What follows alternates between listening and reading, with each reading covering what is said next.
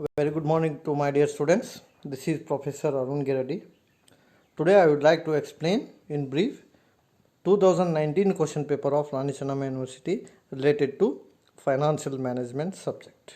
If you want to like this video, please comment and subscribe. Thank you. We'll move on to the first question, that is 2 marks questions. So 2 marks questions are here. What is business finance? First question is asked, what is business finance? Here there are some important words is given.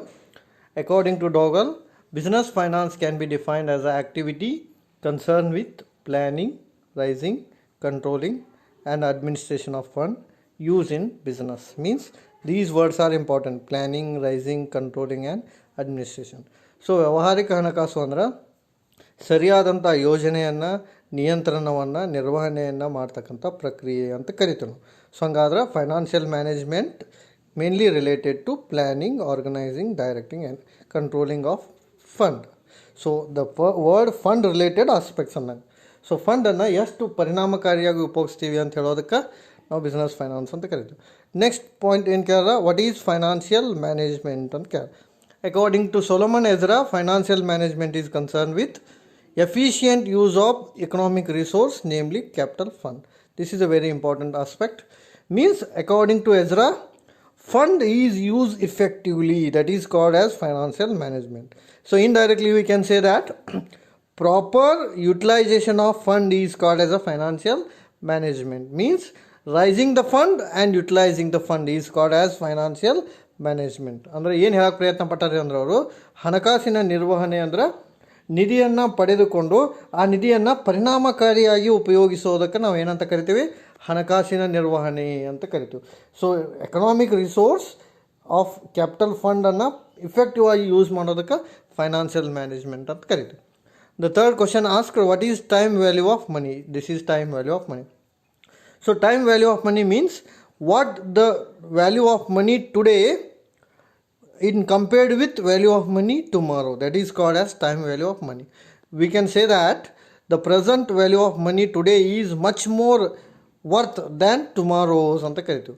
So ಹಣದ ಸದ್ಯದ ಮೌಲ್ಯವು ಭವಿಷ್ಯತ್ತಿನ ಮೌಲ್ಯಕ್ಕಿಂತ ಹೆಚ್ಚಾಗಿರುತ್ತದೆ ಅಂತ ಹೇಳೋದಕ್ಕೆ ಏನಂತ ಕರಿತೀವಿ, ಹಣದ ಮೌಲ್ಯ ಅಂತ ಕರಿತೀವಿ. ಸಮಯಕ್ಕೆ ಸಂಬಂಧಿಸಿದ ಹಣದ ಮೌಲ್ಯ. So what the value of present rupee in compared with present value of tomorrow. So that is called as time value of money. So here present time value worth anta karitunu. So idu bhala important.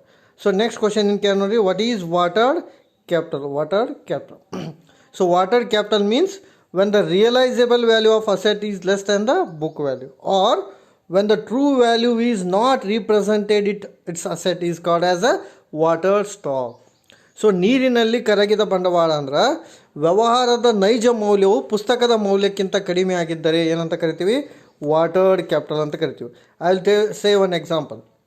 If the asset worth is ₹50,000, if you purchase for ₹1 lakh, that remaining 50,000 is called as watered capital. ನೋಡಿ, ಭಾಳ simple ಐತಿದೆ. So asset ವ್ಯಾಲ್ಯೂಕ್ಕಿಂತ ಹೆಚ್ಚಿಗೆ ಹಣ ಕೊಟ್ಟು ತೊಗೊಂಡಿರಿ ಅಂದ್ರೆ ಆ remaining amount ಏನಾಗ್ತೈತೆ ರೀ, ವಾಟರ್ಡ್ ಸ್ಟಾಕ್ ಆಕತ್ತೆ, ವಾಟರ್ಡ್ ಕ್ಯಾಪಿಟಲ್. ಅಂದ್ರೆ that capital is nowhere benefited to firm, so that is become called as a watered stock. ಇಲ್ಲಿ ನೆನಪಿಟ್ಕೋಬೇಕಾಗಿರ್ತಕ್ಕಂಥ ಅಂಶ ಏನಂದ್ರೆ ರಿಯಲೈಸೇಬಲ್ ವ್ಯಾಲ್ಯೂ, ಬುಕ್ ವ್ಯಾಲ್ಯೂ.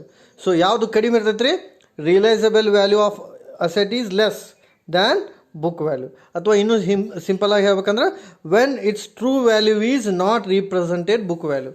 ಇದರ ನೈಜ ಮೌಲ್ಯ ಪುಸ್ತಕದ ಮೌಲ್ಯವನ್ನು ಪ್ರತಿನಿಧಿಸ್ತಿದ್ರೆ ಅದಕ್ಕೆ ಏನಂತಾರೆ, ವಾಟರ್ಡ್ ಕ್ಯಾಪಿಟಲ್ ಅಂತ ಕರೀತಾರೆ. ನೆಕ್ಸ್ಟ್ ಕ್ವಶನ್ ನೋಡ್ರಿ, what are the theories of capitalisation ಅಂತ ಐತಿ. ಬಂಡವಾಳೀಕರಣದ ಸಿದ್ಧಾಂತಗಳು ಯಾವುವು ಅಂತ. ಮೊದಲೇದು ಕಾಸ್ಟ್ ಥಿಯರಿ, ವೆಚ್ಚದ ಸಿದ್ಧಾಂತ. ಎರಡನೇದು ಅರ್ನಿಂಗ್ಸ್ ಥಿಯರಿ, ಪ್ರತಿಫಲದ ಸಿದ್ಧಾಂತ. ಸೊ ಇವೆರಡು ಇಂಪಾರ್ಟೆಂಟ್ ಥಿಯರೀಸ್. ಅಂದ್ರೆ amount incurred on fix asset is called cost. So the rate of return is considered as earning. So ಅದ್ರ ಬಗ್ಗೆ ನಾವು ನೋಡ್ಬೋದು. ನೆಕ್ಸ್ಟ್ ಕ್ವಶನ್ ಏನು ಕೇಳಿ ನೋಡ್ರಿ, what is optimum capital structure? ಆದರ್ಶ ಬಂಡವಾಳ ಮಿಶ್ರಣ ಎಂದರೇನು? ದಿಸ್ ಈಸ್, ಇದರಲ್ಲಿ ನೆನಪಿಟ್ಕೋಬೇಕಾದಂಥ ಅಂಶ ಇದು, ಈ word ideal. So I am asking key words here only. Ideal combination of own capital and borrowed capital, or ideal combination of equity share, preference share and debenture. This word is important, ideal. Okay, ಅಂದ್ರೆ ಆದರ್ಶ ಬಂಡವಾಳ ಮಿಶ್ರಣ ಅಂದ್ರೆ ಸಾಮಾನ್ಯ ಷೇರು ಬಂಡವಾಳ, ಪ್ರಾಶಸ್ತ್ಯದ ಷೇರು ಬಂಡವಾಳ ಹಾಗೂ ಸಾಲಪತ್ರದ ಸೂಕ್ತ ಮಿಶ್ರಣಕ್ಕೆ ನಾವೇನಂತ ಕರಿತೀವಿ? ಆದರ್ಶ ಬಂಡವಾಳ ಮಿಶ್ರಣ ಅಂತ. ಸೂಕ್ತ ಮಿಶ್ರಣ, ಐಡಿಯಲ್ ಮೀನ್ಸ್ ಸೂಕ್ತ. ಯಾವಾಗ ಇದು ಸೂಕ್ತ ಆಗತ್ತಂದ್ರೆ how much is good for a company. ಈಗ ಫಾರ್ ಎಕ್ಸಾಂಪಲ್ ನಾವು ಕೇಳ್ಬೇಕಂದ್ರೆ ಡೆಟ್ ಇಕ್ವಿಟಿ ರೇಷಿಯೋ ಎಷ್ಟು ಇರುತ್ತಂದ್ರೆ ಕಂಪ್ನಿ ಒಳಗೆ 2:1. Usually 2% is a debt, 1% is a equity. That is normally a good combination of debt and equity ಅಂತ ಕರಿತೀವಿ. ಸೊ ಇಲ್ಲಿ ನೆನಪಿಟ್ಕೋಬೇಕಾದಂಥ word ಇದು ಐಡಿಯಲ್. ಉಳ್ಕಿದೆಲ್ಲ ಚೇಂಜ್ ಮಾಡ್ಬೋದು ನಾವು. Ideal combination of own fund and borrowed fund. ಎರಡು ವರ್ಡ್ ಅದ ನೋಡಿ, own capital and borrowed capital. Debt is borrowed capital ಅಂದರೆ ಸಾಲದ ಬಂಡವಾಳ. Equity is own capital. So that you have to remember. In one words you can say ideal mix of debt and equity. ಇಷ್ಟರ answer ಬರ್ತೈತೆ. Ideal mix of debt and equity is called as optimum capital structure. Next we move on to the next question. The difference between operating leverage and financial leverage. ಕಾರ್ಯಾತ್ಮಕ ಗೇಣಿ ಮತ್ತು ಹಣಕಾಸಿನ ಗೇಣಿ. ನೋಡಿ, operating leverage mainly consider interest bearing security. Financial leverage consider both interest and equity. ಏನು ಹೇಳಕ್ಕೆ ಪ್ರಯತ್ನ ಪಟ್ಟಾರ? Only debt is considered by operating means debt is important. Both debt and equity is important in financial leverage. So ಏನು ಹೇಳ್ತಾರೆ ಅಂದ್ರೆ ಅವರು, here both debenture only debenture is important in operating leverage. Here both debenture and equity is important in financial leverage. ಅದಕ್ಕೆ ಅವ್ರ word ಏನು ಹೇಳ್ತಾರೆ ನೋಡಿ, it is concerned with fixed interest bearing security. What is a fixed interest bearing security? Debenture is a fixed interest bearing security. ಯಾಕಂದರೆ ಡಿಬೆಂಚರ್ಗೆ ನಾವು ಪ್ರತಿ ವರ್ಷ ಏನು ಕೊಡ್ತೀವಿ? ಸ್ಥಿರ ಬಡ್ಡಿಯನ್ನು ಕೊಡ್ತೀವಿ. ಹಾಗಾಗಿ ಅದು ಫಿಕ್ಸ್ ಇಂಟ್ರೆಸ್ಟ್ ಸೆಕ್ಯೂರಿಟಿ ಆಗ್ತೈತಿ.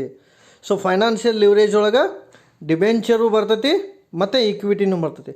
ಎರಡನ್ನೂ ಪ್ರಾಪರಾಗಿ ಮಿಕ್ಸ್ ಮಾಡೋದಕ್ಕೆ ಫೈನಾನ್ಷಿಯಲ್ ಲಿವರೇಜ್ ಅಂತ ಕರಿತೀವಿ. ಆಮೇಲೆ ನೆಕ್ಸ್ಟ್ ನೋಡಿ, ಎರಡನೇ ಡಿಫ್ರೆನ್ಸ್ ಏನು ಕೊಟ್ಟಾರ ಅಂದ್ರೆ, here operating leverage try to increase the operating profit and financial leverage try to increase the EPS. Operating profit is also called as EBIT.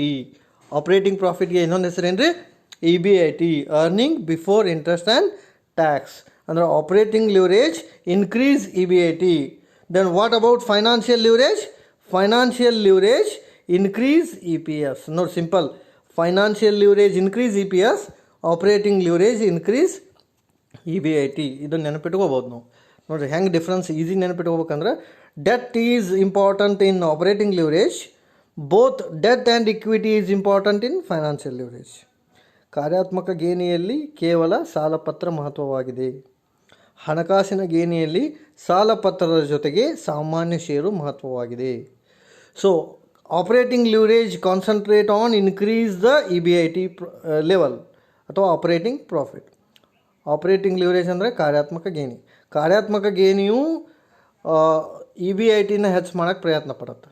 ಹಣಕಾಸಿನ ಗೇಣಿಯು EPSನ ಹೆಚ್ಚು ಮಾಡೋಕ್ಕೆ ಪ್ರಯತ್ನ ಪಡುತ್ತೆ. Operating leverage increase the EBIT, financial leverage increase the EPS.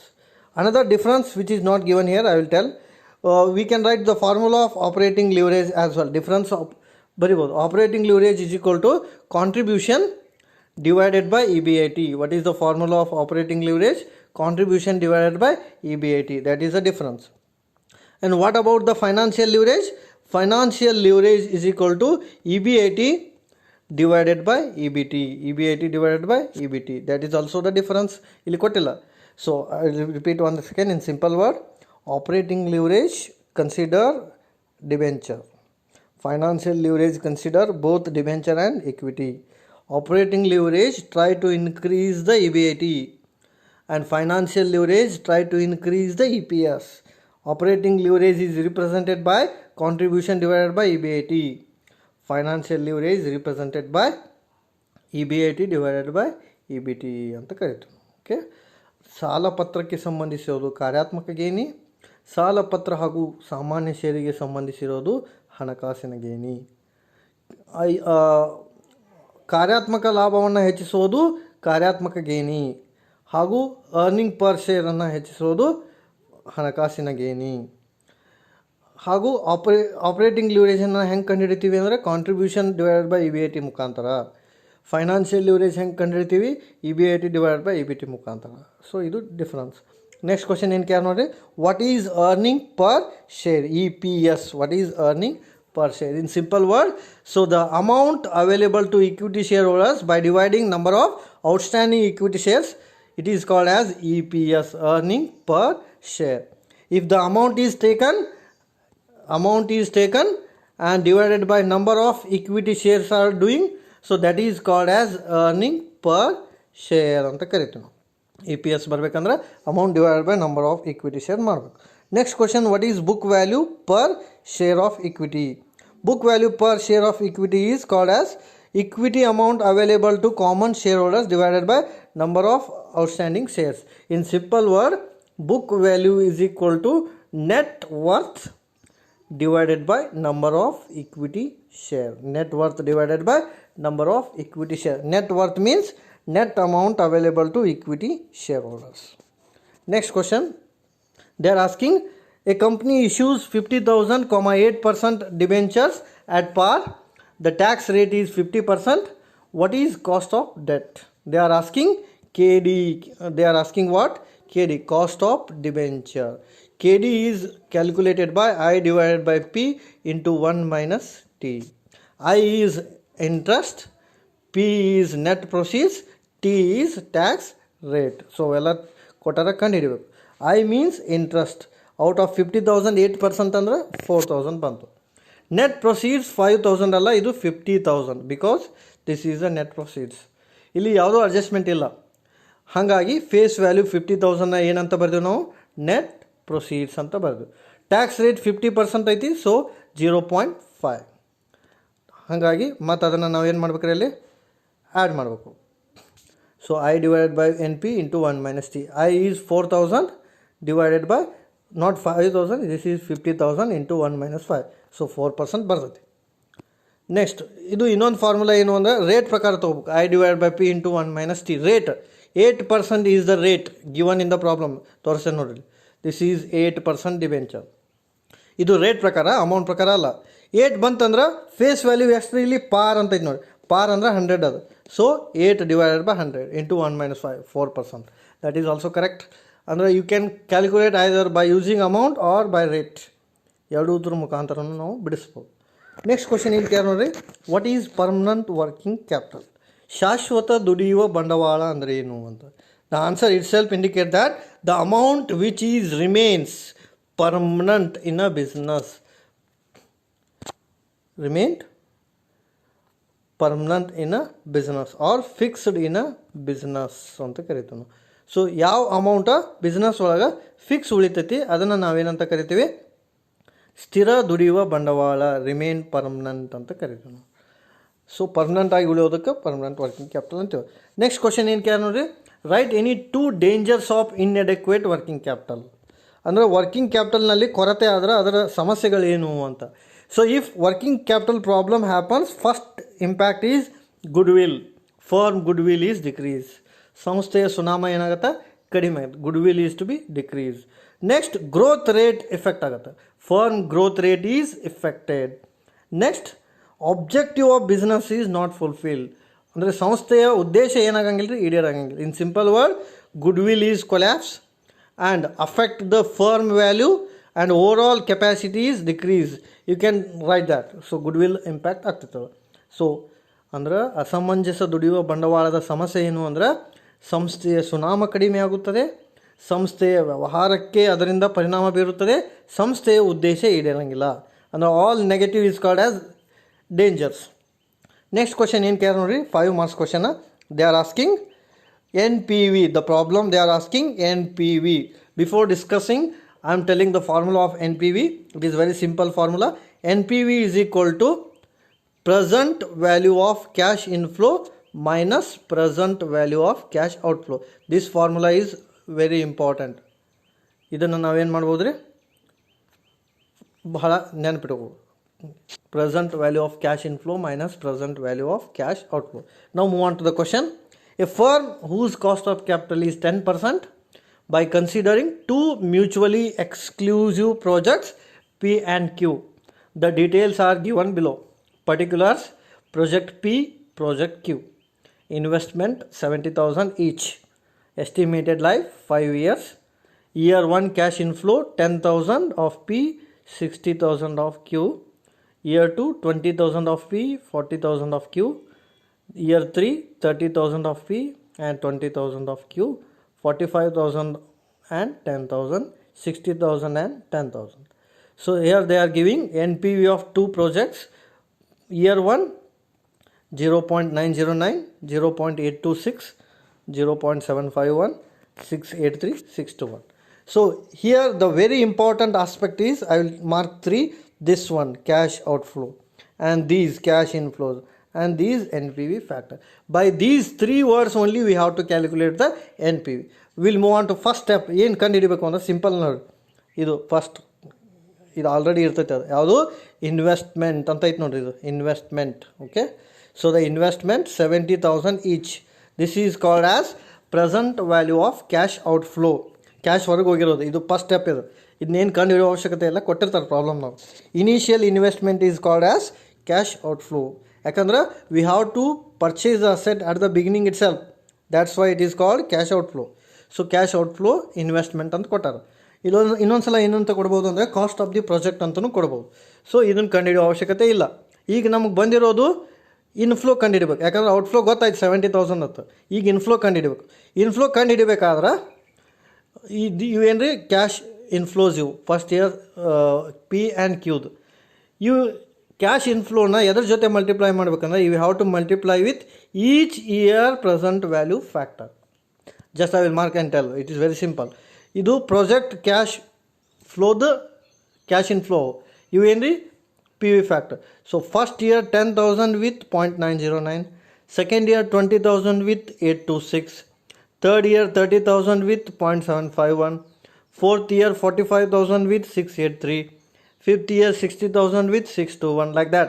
So you have to multiply. No reminder really. 10,000 into 0.909 first year. Ado answer 9090 ಬರ್ತದೆ. Second year 20,000 into 0.826. Answer is 60,520. Third year, fourth year and fifth year. So ಇದಕ್ಕೆ ಏನಂತಾರೆ, cash inflow. So ಇದನ್ನು ಕಂಡುಹಿಡಿದು ನಾವು, this column is very important. ಇದು ಕಂಡುಹಿಡಿಬೇಕಂದ್ರೆ ಏನೇನು ಮಾಡ್ಬೇಕಂದ್ರೆ these cash inflow multiply with these P V factor each year. Okay, ಪ್ರತಿ ವರ್ಷ ಮಲ್ಟಿಪ್ಲೈ ಮಾಡ್ಕೊತ ಹೋಗ್ಬೇಕು. ಆಮೇಲೆ ಸೆಕೆಂಡ್ ಇಯರ್ ನೋಡ್ರಿ, ಸೆಕೆಂಡ್ ಇಯರ್ ಬರ್ಬೇಕಂದ್ರೆ second cued cash inflows with P V factor same. ಈ ಆನ್ಸರ್ ಬರಬೇಕು ಅಂದ್ರೆ ನೋಡಿರಿ, ಇವು 54,540 ಹೆಂಗೆ ಬಂದೈತೆ ಅಂದ್ರೆ 60,000 ಇಂಟು 0.909. ಇದು ಮೊದಲೇದು. ಸೆಕೆಂಡ್ 30,340 ಹೆಂಗೆ ಬಂತಂದ್ರೆ 40,000 ಇಂಟು 0.826. ಆಮೇಲೆ ಮೂರನೇದು 20,000 into 0.57. So this is answer. Next 10,000 into 683. This is answer. 10,000 into 621. This is answer. So ಇದು ವೆರಿ ಸಿಂಪಲ್. ಕ್ಯಾಶ್ ಇನ್ಫ್ಲೋನ ಎದ್ರ ಜೊತೆ ಮಲ್ಟಿಪ್ಲೈ ಮಾಡ್ಬೇಕು ರೀ, ಡಿಸ್ಕೌಂಟಿಂಗ್ ಫ್ಯಾಕ್ಟರ್ಸ್ ಜೊತೆ ಮಲ್ಟಿಪ್ಲೈ ಮಾಡಬೇಕು. ಸೊ ಅವಾಗ ನಮ್ಗೇನು ಸಿಗುತ್ತೆ, cash inflow of P, cash inflow of Q. These two are called as total present value of cash inflow. What is our formula? So formula ಏನು ಹೇಳಿದ್ರೆ ನಿಮಗೆ, what is the formula? Present value of cash inflow minus present value of cash outflow ಅಂತ. So ಈಗ cash inflow ಬಂದಾವ, ಒಂದು 1,16,135, ಇನ್ನೊಂದು 1,15,640. ಈಗ ನಾವೇನು ಮಾಡಬೇಕು ಅಂದರೆ ಎನ್ ಪಿ ವಿ ಒಳಗೆ ಹಾಕಬೇಕು. So inflow is 1,16,135, outflow is 70,000. Outflow 70,000 ಅಂದರೆ ಬಿಗಿನಿಂಗ್ ಇಲ್ಲ ಐತೆ ನೋಡಿರಿ, this is called cash outflow. ಹಾಗಾಗಿ ಅದನ್ನು ತೊಗೋಬೇಕು ನಾವು. ಸೊ ಅದನ್ನು ತೊಗೊಂಡಿವಿ ನಾವು, inflow minus outflow. So this is N P V of P and this is N P V of Q. So how to compare? Last step, each we are comparing two NPVs each. One is 46,135, another one is 45,640. Which is highest? Project P is highest. So that we want to invest in project P only because it gives more return to us.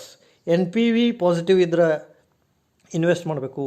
ಈಗ ಎರಡು ಇದ್ದು ಅಂದ್ರೆ ಯಾವುದು NPV ಹೆಚ್ಚಿರುತ್ತೋ ಅದರಲ್ಲಿ ನಾವೇನು ಮಾಡ್ಬೇಕು ರೀ, invest ಮಾಡಬೇಕು. ಅದರಿಂದ ನಮಗೆ ಪ್ರಾಫಿಟ್ ಬರ್ತದೆ. So this is the N P V problem. ಇಲ್ಲಿ ನೀವೇನು ಬಿಡಿಸೋದು ಅವಶ್ಯಕತೆ ಇರೋಂಗಿಲ್ಲ. ಇನ್ವೆಸ್ಟ್ಮೆಂಟ್ ಕೊಟ್ಟಿರ್ತಾನೆ, ದ್ಯಾಟ್ ಈಸ್ ಕ್ಯಾಶ್ ಔಟ್ಫ್ಲೋ. ಆಮೇಲೆ ಡಿಸ್ಕೌಂಟಿಂಗ್ ಫ್ಯಾಕ್ಟರ್ಸ್ ಕೊಟ್ಟಿರ್ತಾರೆ, ಕ್ಯಾಶ್ ಫ್ಲೋಸ್ ಕೊಟ್ಟಿರ್ತಾರೆ.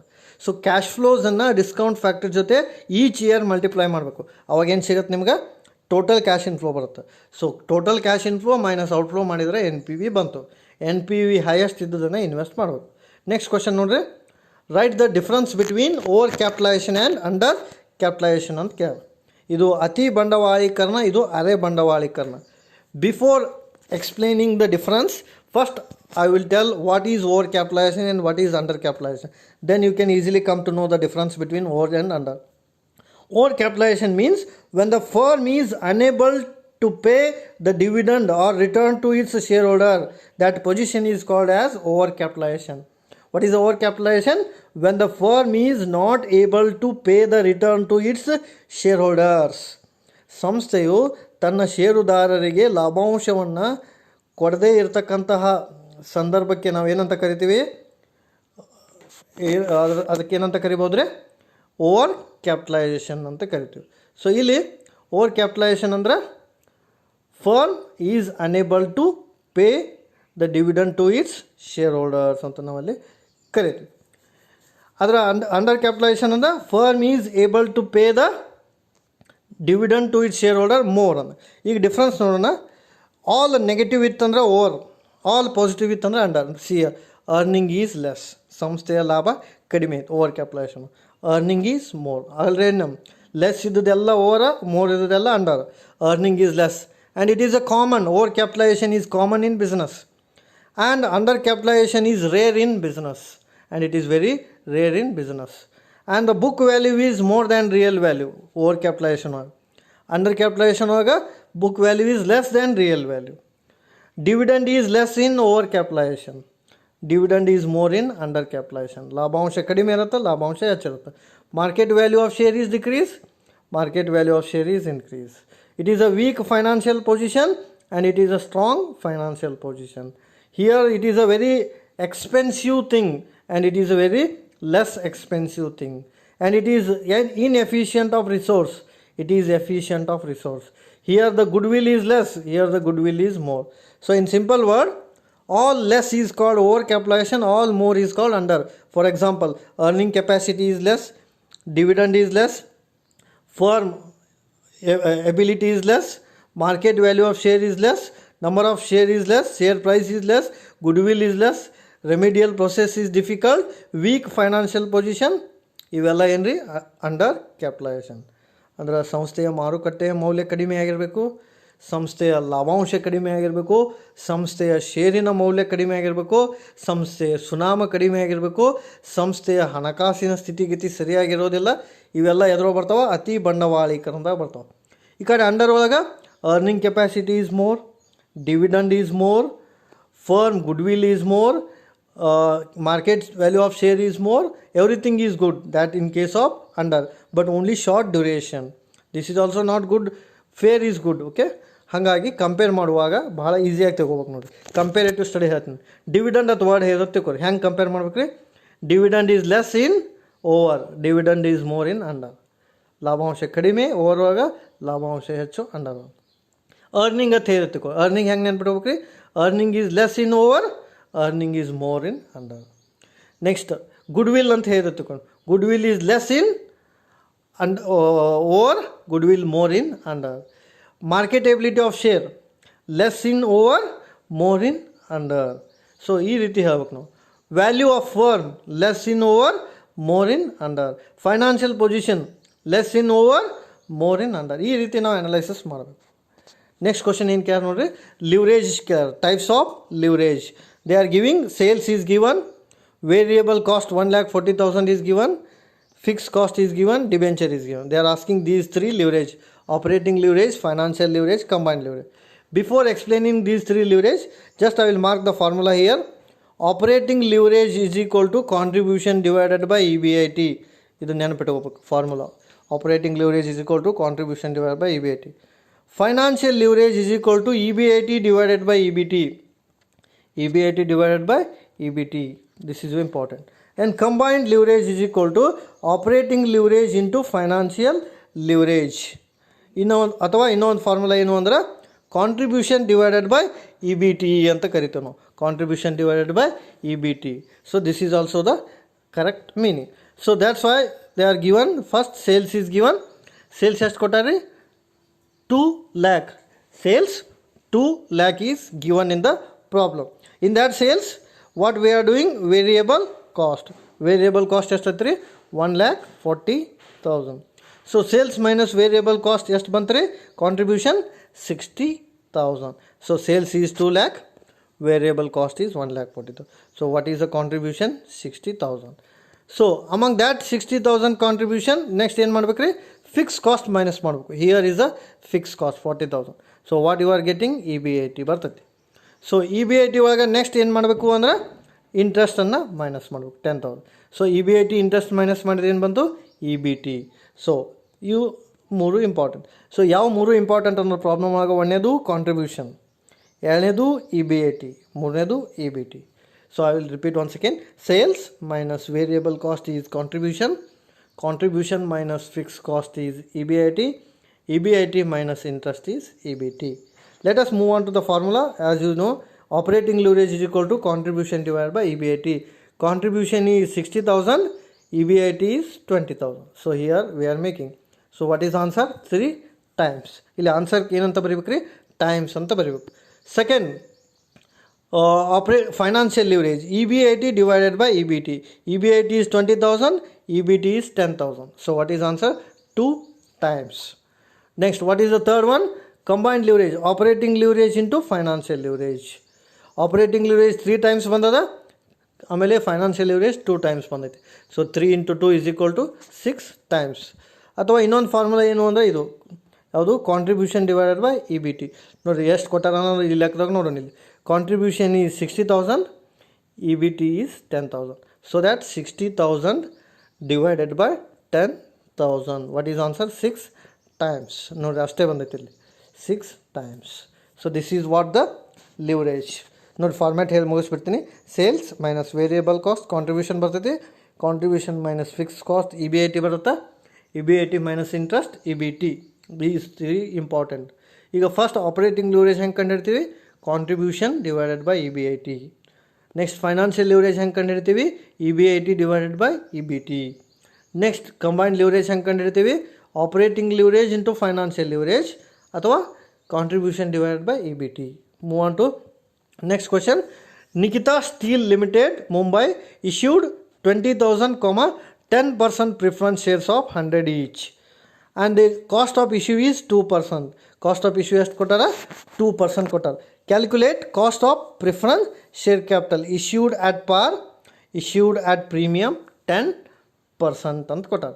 ಸೊ ಇಲ್ಲಿ ನೋಡ್ರಿ, cost of at par KP ಕೇಳಿ ಇಲ್ಲಿ what they are asking KP is equal to R divided by P ಅಂತ ಕರಿತೀವಿ. KP ಹೆಂಗೆ ಕಂಡಿರ್ತೀವಿ ನಾವು? R divided by P. So R means rate of interest ಅಂತ ಕರಿತೀವಿ. So the rate of interest is 10%. The question is P. P is called as net proceeds. There is a rule to find out net proceeds. Net proceeds can be represented as face value plus premium minus discount minus flotation cost. This is the method. ಇಲ್ಲಿ ಯಾವುದು apply ಆಗುತ್ತೆ ಅಂತ ನೋಡಬೇಕು. So here face value is 100, ಏನು ಕೊಟ್ಟಿಲ್ಲ, ಪಾರ್ means 100. Okay, minus 2 ಏನ್ರಿ ಇದು? Flotation cost 100 minus 2 98. So net proceeds is 98. Interest rate is 10, net proceeds is 98. What is the answer? 10.20%. ಯಾಕೆ ಪರ್ಸೆಂಟ್ ಬರಿಬೇಕಂದ್ರೆ ಇನ್ ಟರ್ಮ್ಸ್ ಆಫ್ 100 ಅಂತ ನಾವು ಬರಿತೀವಿ. ಎರಡನೇದು ಪ್ರೀಮಿಯಮ್ ಕಂಡಿದ್ದೀರಿ ಅಂತ. ಪ್ರೀಮಿಯಮ್ ಅಂದರೆ additional. So face value is 100, premium is 10%. So 100 10% ಅಂದರೆ ಎಷ್ಟು? 10 rupees. Flotation cost is 2. Why it is 2? It is 2%. So 100 is face value plus 10 is premium minus 2 is flotation cost. So 108. This is net proceeds according to second one. So what is your answer? 9.25. So simple, R divided by P. Here P is important. ಇದನ್ನ ತಗೋದು ಭಾಳ ಮುಖ್ಯ. P ಅಂದರೆ ಒಂದೊಂದು ಸಲ face value ತೊಗೋಬೇಕು, ಇಲ್ಲಾಂದ್ರೆ ಏನು ತೊಗೋಬೇಕ್ರಿ?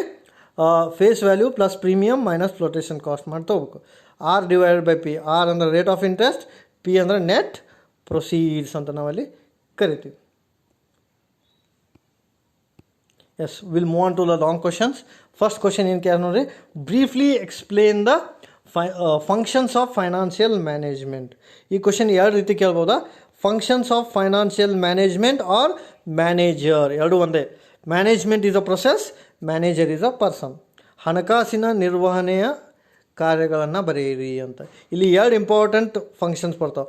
ಒಂದು ಎಕ್ಸಿಕ್ಯೂಟಿವ್ ಅಂತ ಕರೀತಾರೆ, ಎಕ್ಸಿಕ್ಯೂಟಿವ್ ಮುಖ್ಯ ಕಾರ್ಯಗಳು. ಇನ್ನೊಂದು ರುಟೀನ್ ದೈನಂದಿನ ಕಾರ್ಯಗಳು. This is very important. Executive is important and this is routine ದೈನಂದಿನ ಕಾರ್ಯಗಳು. ಫಸ್ಟ್ ನಾವೇನು ನೋಡೋಣ, executive. This is called executive function. First ಏನು ಕೊಟ್ಟಾರೆ ನೋಡ್ರಿ ಅಲ್ಲಿ, ಸ್ಕ್ಯಾನ್ ದ ಬಿಸ್ನೆಸ್ ಎನ್ವೈರ್ಮೆಂಟ್ ಅಂತ. ಸೊ ಇಲ್ಲಿ ಈ ವರ್ಡ್ ನೆನಪಿಡ್ಬೇಕು, ವಾಟ್ ಈಸ್ ಬಿಸ್ನೆಸ್ ಎನ್ವೈರ್ಮೆಂಟ್ ಅಂತ. ಆಮೇಲೆ ಇದನ್ನ ಸ್ಕ್ಯಾನ್ ನೆನಪಿಡ ಉಳಿಯತ್ತೆ. What is business environment? The factors which influence on business is called as a business environment. What are those factors? Political factors, technological factors, economical factors, social factors. These are all factors directly or indirectly influence on our business. So as a finance manager duty is he has to study these environment. That's why it is called as scanning. Scanning means studying about political environment, technological environment, social environment, economic environment, like that. So that is called as scanning of business environment. In simple word, financial manager has to study both micro and macro factor. ಇವೆರಡನ್ನು ನೆನಪಿಟ್ಕೋಬೇಕು. Micro ಅಂದರೆ ಏನು? He has to consider customer, ಗ್ರಾಹಕರನ್ನು ನೋಡ್ಕೊಂಡು ಹೋಗ್ಬೇಕು. ಸೂಕ್ಷ್ಮ ಪರಿಸರಗಳು ಅಂತ ನಂಗೆ ಮೈಕ್ರೋ ಅಂದರೆ he has to consider customer, competitor, supplier, etcetera. Again he has to consider political environment, technological environment, social environment, etc. So that's why I am telling both micro and macro anta. That is called as scanning. ವ್ಯವಹಾರ ಪರಿಸರವನ್ನು ವಿಶ್ಲೇಷಣೆ ಮಾಡಬೇಕು. ಮೊದಲೇ ಕೆಲಸ ಏನ್ರಿ, ವ್ಯವಹಾರ ಪರಿಸರವನ್ನು ವಿಶ್ಲೇಷಣೆ ಮಾಡಬೇಕು. ವ್ಯವಹಾರ ಪರಿಸರದಲ್ಲಿ ಎರಡು ಬರ್ತಾವೆ, ಒಂದು ಸೂಕ್ಷ್ಮ ಪರಿಸರಗಳು, ಇನ್ನೊಂದು ಸಮಗ್ರ ಪರಿಸರಗಳು. ಸೂಕ್ಷ್ಮ ಪರಿಸರಗಳು ಯಾವ ಬರ್ತಾರೆ? ಗ್ರಾಹಕರು, ಸಾರ್ವಜನಿಕರು, ಇವರೆಲ್ಲ ಬರ್ತಾರೆ.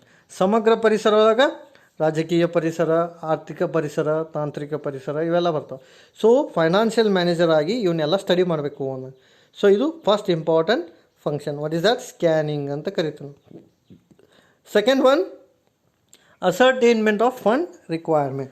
Means as a finance manager he has to find out actual fund required to the business. How much fund is required to run the business activity. It's simple ನೋಡ್ರಿ.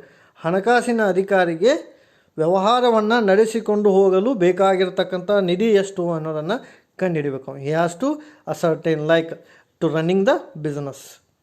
So this is second question. Then he has to make the financial plan. ಹಣಕಾಸಿನ ಯೋಜನೆಯನ್ನು ಮಾಡಬೇಕು. ಇಲ್ಲಿ ಎರಡು word ನೆನಪಿಡಬೇಕು, ಒಂದು short term, ಇನ್ನೊಂದು long term. As a financial manager he has to make the plan for short duration as well as long duration, ದೀರ್ಘಾವಧಿಗೆ ಅಂತ ಕರಿತೀವಿ ನಾವು. ಸೊ ಅದಕ್ಕೆ ಹಣಕಾಸಿನ ಯೋಜನೆ ಅಂತ ಕರೀತಾರೆ. Next he has to take the right financial decision at the right time. What are the source of capital? ಯಾವ ಬಂಡವಾಳದಿಂದ ತೊಗೊಂಬಂದೀವಿ, ಎಲ್ಲಿ ಇನ್ವೆಸ್ಟ್ ಮಾಡೀವಿ ಅಂತ ಡಿಸಿಷನ್ ತಗೋದು. ಆಮೇಲೆ this one is called investment decision. As a finance manager he has to invest in those security which gives return. ಎಲ್ಲಿ return ಸಿಗುತ್ತಾ ಅಂಥ ಸೆಕ್ಯೂರಿಟಿ ಒಳಗೆ ಇನ್ವೆಸ್ಟ್ ಮಾಡಬೇಕು. ಅದಕ್ಕೆ ಇನ್ವೆಸ್ಟ್ಮೆಂಟ್ ಅಂತ ಕರಿತೀವಿ. Like investment in either equity, preference and debenture. Next ಬರೋದು dividend policy. ಇದು important decision. Why? Because dividend is given to whom? Shareholders. ಇಬ್ಬರಿಗೆ ಕೊಡ್ತೇವೆ ನಾವು, ಒಂದು ಪ್ರಿಫರೆನ್ಸ್ ಶೇರ್ ಹೋಲ್ಡರ್, ಇನ್ನೊಂದು equity shareholder. And dividend is part of the net profit which is distributed to shareholder. Dividend policy is important. While policy making the firm has to take two important facts. One is conservative dividend policy, another one is liberal dividend policy ಅಂತ ಕರಿತೀವಿ ನಾವು. ಈ conservative ಅಂದರೆ ಏನು ಅಂತ ನೆನಪಿಟ್ಟು, firm has to retain some portion. ಇಲ್ಲ ಐತೆ ನೋಡಿ, firm has to retain some portion with them and then they given to equity share. That is called conservative dividend. This is one method. Another method is firm has to distribute entire amount to its shareholder. This is called liberal dividend policy. This is followed by new company and this one is followed by existing company. Why new company follow liberal? ಯಾಕಂದರೆ ಅವ್ರಿಗೆ share holder ಸಂಖ್ಯೆ ಹೆಚ್ಚು ಮಾಡ್ಕೋಬೇಕಾಗಿರುತ್ತೆ, ಹಾಗಾಗಿ ಲಾಭಾಂಶವನ್ನು ಹೆಚ್ಚಿಗೆ ಅವರು ಕೊಡಬೇಕಾಗತ್ತೆ share ಹೋಲ್ಡರ್ಗೆ. ಆದರೆ old ಕಂಪ್ನಿಗೆ ಹಂಗೆ ಆಗಂಗಿಲ್ಲ.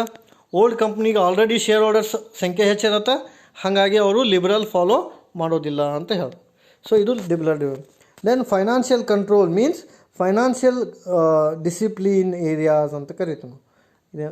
ನೆಕ್ಸ್ಟ್ ರುಟೀನ್ ಫಂಕ್ಷನ್ಸ್ ನೋಡ್ಬೇಕಂದ್ರೆ as a finance manager he has to supervise the cash receipt and payment, how much cash inflow and how much cash outflow he has to see regularly. ಅಂದರೆ financial ಮ್ಯಾನೇಜರ ದೈನಂದಿನವಾಗಿ ಎಷ್ಟು ಹಣದ ಒಳಹರಿವು ಮತ್ತು ಹೊರಹರಿವು ಇದೆ ಅಂತ ನೋಡ್ಕೋಬೇಕು. ಆಮೇಲೆ he has to maintain safe custody of cash valuables ಅಂತ ಕರಿತೀವಿ. ಸೊ ಸೇಫಾಗಿ ಅವ ಮೇಂಟೈನ್ ಮಾಡಬೇಕು ಕ್ಯಾಶ್ ವ್ಯಾಲ್ಯೂಯೇಬಲ್ಸನ್ನು. Then he has to provide finance information to management as and when required. ಅಂದ್ರೆ ನಿರ್ವಹಣೆಗೆ ಹಣಕಾಸಿನ ಮಾಹಿತಿಯನ್ನು ದಿನನಿತ್ಯವಾಗಿ ಕೊಡಬೇಕು. And he has to negotiate with outsiders like bankers, brokers and agency. Why? Because how much money is required, so that much money can be collected. Then he has to maintain some cash in company, that is called liquidity ಅಂತ ಕರಿತೀವಿ. So cash problem ಬರದೇ ಇರೋ ಹಾಗೆ ನೋಡ್ಕೊಳ್ಳೋದು ಅವನ ಜವಾಬ್ದಾರಿ, ಅದಕ್ಕೆ ಲಿಕ್ವಿಡಿಟಿನ maintain ಮಾಡಬೇಕು ಅವ. Then I has to minimise the cost, ವೆಚ್ಚವನ್ನು ಏನು ಮಾಡ್ಬೇಕ್ರಿ ಅವ ಕಡಿಮೆ ಮಾಡಬೇಕು. Then he has to maintain as a public relation officer and record of all the reports. So simple ವರ್ಡ್ನಲ್ಲಿ ಹೇಳ್ಬೇಕಂದ್ರೆ ದಿನನಿತ್ಯವಾಗಿ ಏನೇನು ಕೆಲಸ ಮಾಡ್ತಾನೆ ನಾವು ಅದನ್ನು ಹೇಳೋದು ಯಾವುದು ರುಟೀನ್ ಫಂಕ್ಷನ್. ಅಂದರೆ ಏನು ರೀ, ಸೂಪರ್ವೈಸ್ ಮಾಡಬೇಕು, ಡಾಕ್ಯುಮೆಂಟ್ಸನ್ನು ಕರೆಕ್ಟಾಗಿ ಚೆಕ್ ಮಾಡ್ಕೋಬೇಕು, ಕ್ಯಾಶ್ ಪ್ರಾಬ್ಲಮ್ ಬರ್ದಂಗೆ ನೋಡ್ಕೋಬೇಕು, ಲಿಕ್ವಿಡಿಟಿ ಪ್ರಾಬ್ಲಮ್ ಬರ್ದಂಗೆ ನೋಡ್ಕೋಬೇಕು, ಆಮೇಲೆ ಕಾಸ್ಟನ್ನು ಕಡಿಮೆ ಮಾಡಬೇಕು, ಔಟ್ಸೈಡ್ ಏಜೆನ್ಸಿ ಜೊತೆಗೆ ಅವ ನೆಗೋಷಿಯೇಟ್ ಮಾಡಬೇಕು. ಇವೆಲ್ಲ ರುಟೀನ್ ನಾವು ಅಂದರೆ ಕಂಪ್ನಿ ಪರವಾಗಿ ಮಾಡ್ತಕ್ಕಂಥ ಕೆಲಸಗಳು ಅಂತ ಕರಿತೀವಿ. ಸೊ ಈ ಕ್ವಶನ್ ಭಾಳ ಇಂಪಾರ್ಟೆಂಟ್. ಇದನ್ನ ಎರಡು ರೀತಿ ಕೇಳ್ಬೋದು ಅಂತ ಹೇಳಿ ನಾನು ಆಲ್ರೆಡಿ. ಒಂದು